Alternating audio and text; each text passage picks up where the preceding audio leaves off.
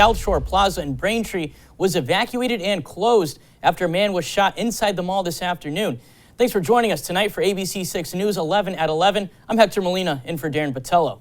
Braintree police say the shots were fired at about 3 o'clock this afternoon inside a store on the first floor of the mall. Police say one man walked up to another man, pulled out a gun, and started firing.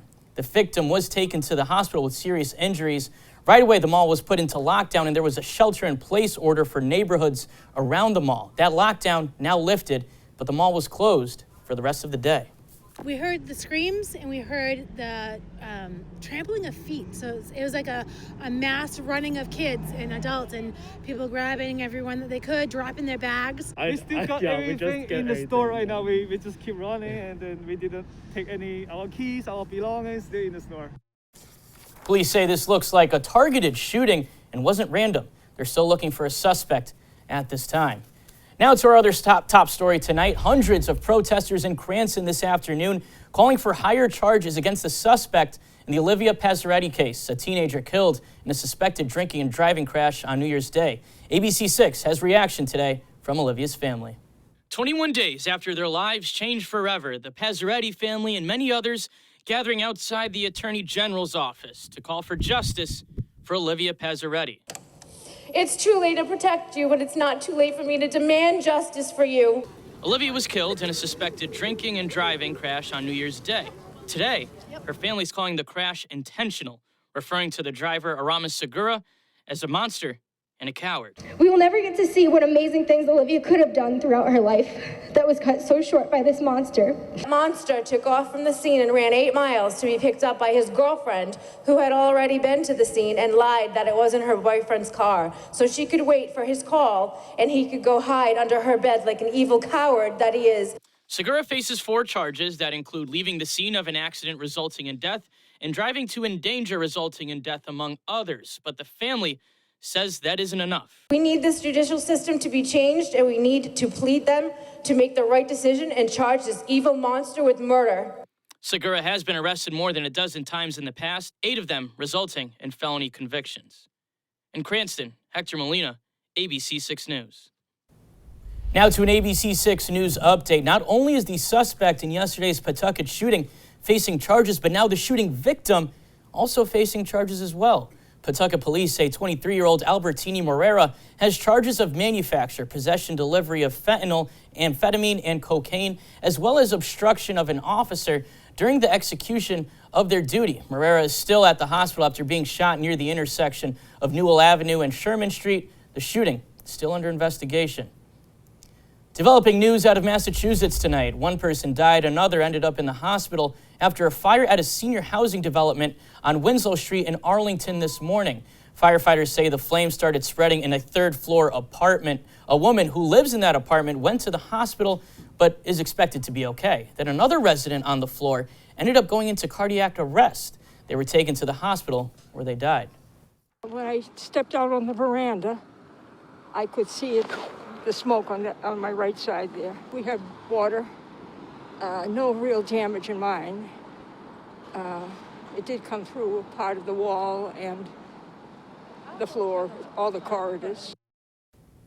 Now, the name of the fire victim who died has not been released at this time, and residents in 16 units won't be sleeping home tonight because of the fire. The cause still under investigation. Right now, with this freezing cold weather, warming centers opening up across southern New England. ABC 6 News crews went to one in Fall River today at Christ the Rock Assembly of God Church on Rock Street. That one's open from 7:30 in the morning until 3:30 this afternoon, while temperatures dip below 30 degrees. And there will be staff at any of these warming centers to help find a place to stay overnight. We could open up, house the people from 7:30 to 3:30. Feed them, keep them warm. And the reason it's still 3:30 is because at 4 o'clock they're allowed to go into the shelters. So there's no real time for them to be cold on the streets. We are here as a church, as are other churches in our city, to say that you're not alone. We love you. Jesus loves you. You don't have to go through it alone. And what's really cool is today, just from it being on the news this morning and the press release, we've had people on our street come to the church and donate stuff to us today. For details on finding an emergency warming shelter nearest you, go to our website, abc6.com. Now let's get a check on the forecast. ABC 6 Storm Tracker meteorologist Tim Studebaker joins us live in the Weather Center. Tim, a pretty cold one today.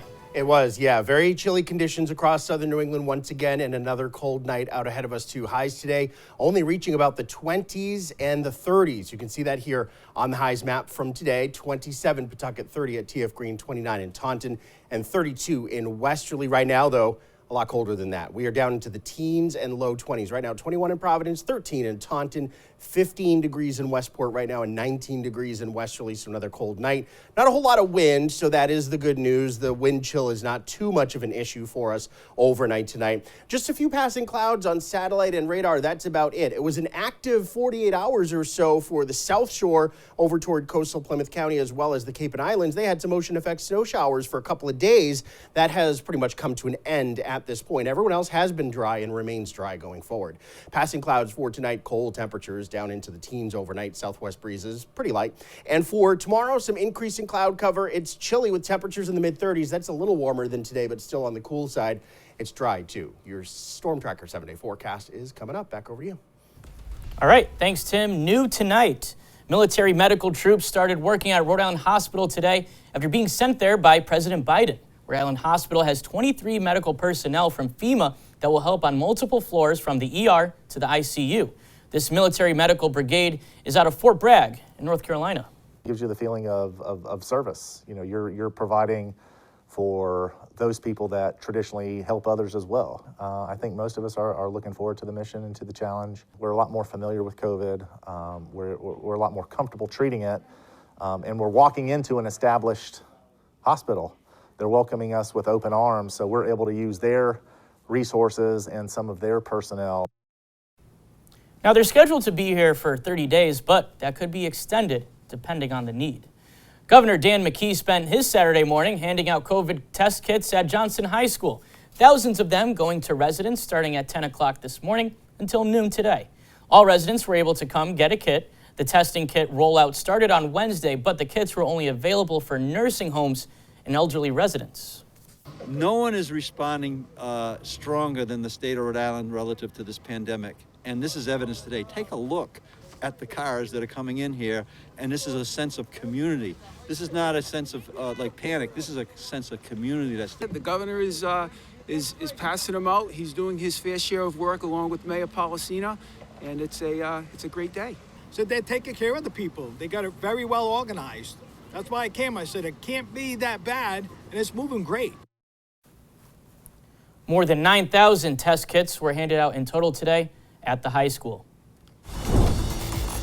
Now to the latest on the coronavirus pandemic. The Omicron variant is still spreading across the U.S. tonight, with cases peaking in some cities, but with an overall decrease across the U.S. So what's the federal government saying now about where we are in the pandemic? Soreen Shah with ABC has the latest. 3 new studies from the Centers for Disease Control highlight the importance of getting a booster shot to offer the best protection against the Omicron variant. That third shot reduces the risk of hospitalization by 94% when it comes to the Delta variant and 82% for Omicron. These boosters are dramatically reducing your risk of ED visits, hospitalizations, and deaths. And even if people see these breakthrough infections among vaccinated, those are mostly asymptomatic or mild. So the impact really is in our unvaccinated population with far more cases, severe illness, and death. A separate study finds if you are completely unvaccinated, you are 14 times more likely to be infected and 53 times more likely to die when compared to those who are boosted. Protection against infection and hospitalization with the Omicron variant is highest for those who are up to date with their vaccination, meaning those who are boosted when they are eligible. The U.S. recording over 18 million new cases in the last month alone, more than a quarter of the nation's total number of confirmed COVID-19 cases reported since the beginning of the pandemic. Yet millions of eligible Americans remain unvaccinated. On Friday, a federal judge in Texas issued a nationwide injunction barring the government from enforcing President Biden's vaccine mandate for federal workers. In a statement, the White House saying vaccination is our strongest tool against the virus. The Justice Department plans to appeal the decision. Meanwhile, the Biden administration says free N95 masks from the federal government will be available at pharmacies and community health centers in coming days. Additionally, free at-home COVID tests from the government have begun shipping. Zoreen Shah, ABC News, Los Angeles. Coming up, an update tonight after 2 officers were shot in Harlem last night, with one of those officers dying.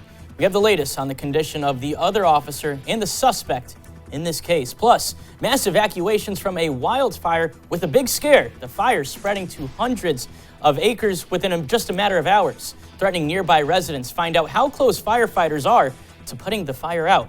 And tensions rising between Russia and Ukraine. Threats right now of Russia invading a former Soviet republic. Find out what the U.S. is trying to do to end the standoff this weekend. You're watching ABC 6 News at 11. We're gonna be late. Oh, so Teddy's coming with us. He has to. Oh, what have you been feeding him? It's moments like these when you'll appreciate the extra space in a Volkswagen. The 2022 Atlas, Atlas Crossport, and Taos have more passenger volume than their Toyota competitors. Life fits in a Volkswagen. Visit your Volkswagen dealer today and experience the 2022 Taos with a starting MSRP of $22,995. This winter, let New York State take your breath away.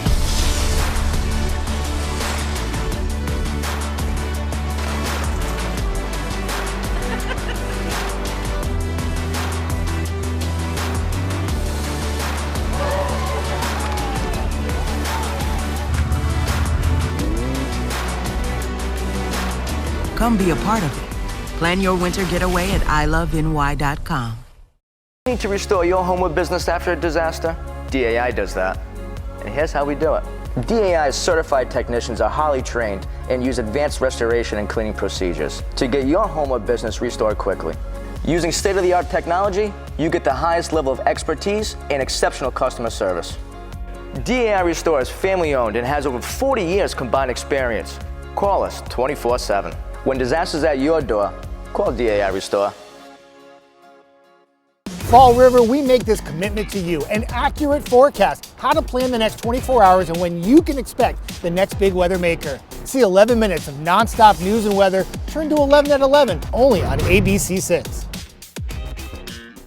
Bringing you breaking news as it happens, getting you ready for what's coming up next. ABC 6 News first at 4, your first weather forecast to plan your night, your first news, keeping you informed. ABC 6 News first at 4, immediately after Hot Bench. Now to some developing news tonight. A New York City police officer is dead and another is in critical condition after a shooting in Harlem last night.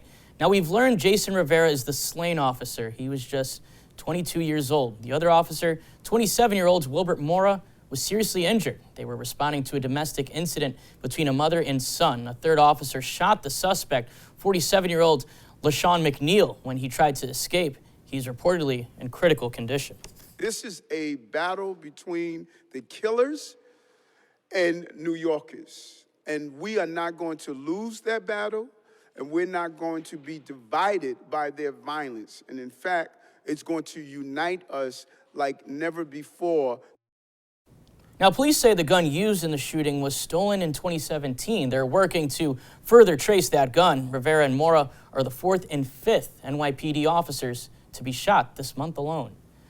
And President Biden today reacting to the shooting of the 2 New York police officers shot last night, posting on Twitter, quote, "Jill and I are saddened to hear 2 NYPD officers were shot last night, one fatally. We're keeping them and their families in our prayers. Officers put on the badge and head into harm's way every day. We're grateful to them and their families for their extraordinary sacrifice." Some residents along California's Big Sur coastline are having to evacuate due to a wind-driven wildfire.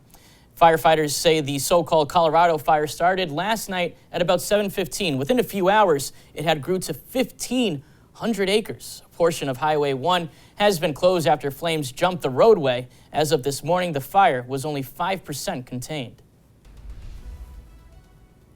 New tonight, now to the escalating tensions between Russia and Ukraine. President Biden meeting with his national security team as the U.S. negotiates for a diplomatic solution to the crisis at the two countries' shared border. Of course, with fears of Russia invading Ukraine. Mary Alice Parks with ABC has the story tonight.